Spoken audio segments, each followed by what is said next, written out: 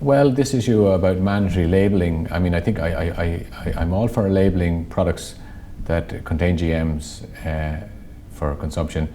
The issue about animals, I don't feel strongly about whether you should label the animals that have eaten the GM products, because I feel once the animals have eaten it, that's it, you know.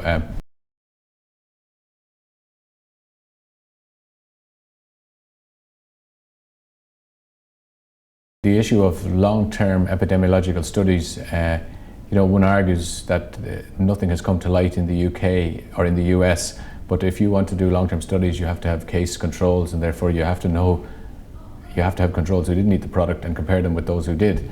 If everybody's eating the products, well then you can't do those kind of studies, and so we're not geared up to do those kind of studies.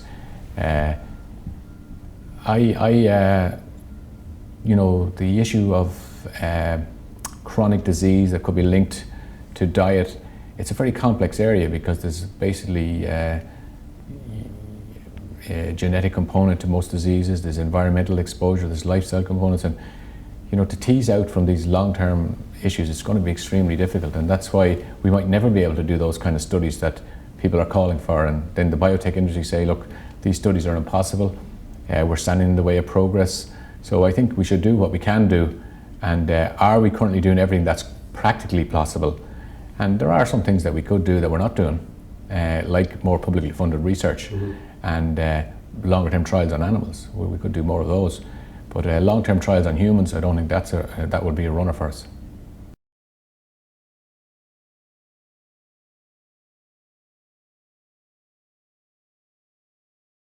EFSA need to get all of the information from the companies, do a comprehensive and have comprehensive dossiers. In fact, what EFSA does is a thing called a completeness check on every dossier.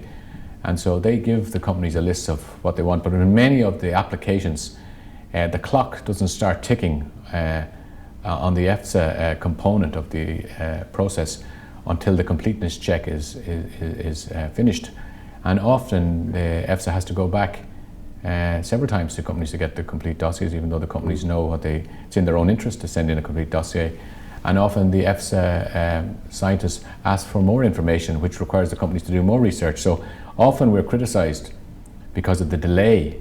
And you know, some of the dossiers have been in the process for 24 months, but that's because the complete set of data wasn't submitted in the first instance, or maybe additional research was required that takes time.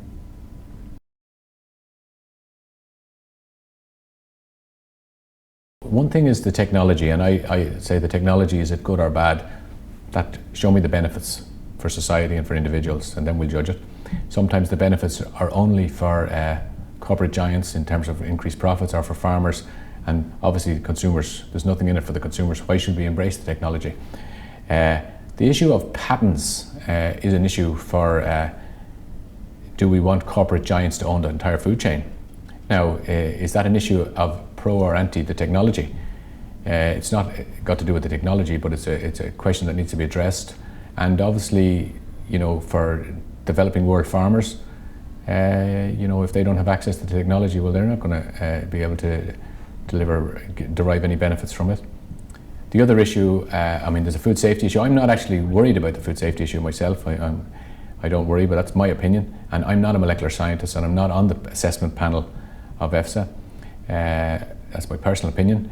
The environmental issues, cross-pollination in the environment is an issue, and that has to be addressed. And for those countries that have very small land mass, there's no way they can segregate GM crops from conventional crops or from organic crops, and so the likelihood of cross-pollination exists.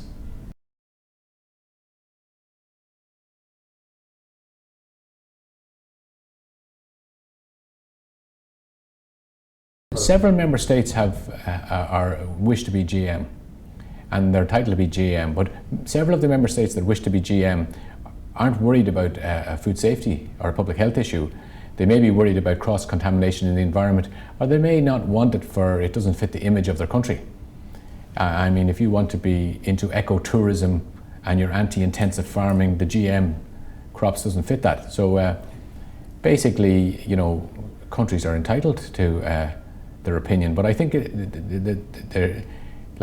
one has to be careful that people don't scaremonger. I mean, if your grounds for being anti-GM is that, look, it doesn't fit our image, we're into ecotourism, GM doesn't fit, fair enough. You know, if it's important to be open and transparent with your reasons for being against the technology. All right, I'm against corporate giants owning the food chain, full stop. Well, fair enough. If that's your reason, that's your reason, and so you should articulate that as the reason.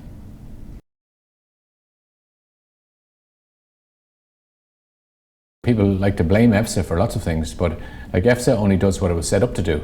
And if the Commission wishes EFSA to carry out its risk assessments in a different fashion, or if they want to abolish the panels and do risk assessments in-house, I mean, EFSA will respond to what the Commission wants it to do. But EFSA is a resource for all EU citizens. And so it's a consumer protection agency. That's why it was set up. And we mustn't forget the reason for EFSA being, it's separated from the Commission because it's got nothing to do with risk management. It just assesses the risk and then it passes that over to the Commission in all of the areas, and the Commission makes a decision, is this an acceptable risk for EU citizens or is it not? EFSA doesn't make that judgment.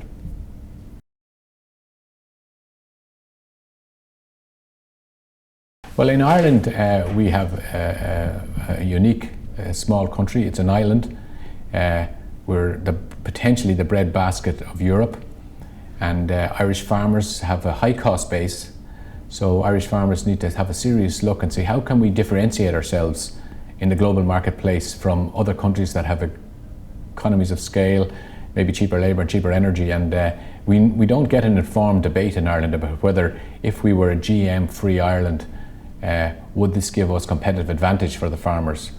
The debate is quite polarised, and I would like to see for us in Ireland to start looking at the pros and cons of being GM-free as against being just another intensive farming country, and can we deliver a competitive advantage to Irish farmers by being GM-free? Like, Irish farmers have to survive, and so if there's an economic advantage in being GM-free and that economic argument is presented to farmers, farmers would consider it. At the moment, the debate is too polarised, and we don't even get into the discussion. And you know, farmers are told if they don't go forward with the technology, they're going to lose out and be left behind, and they'll be commercially non-viable. Well, we haven't had a proper debate.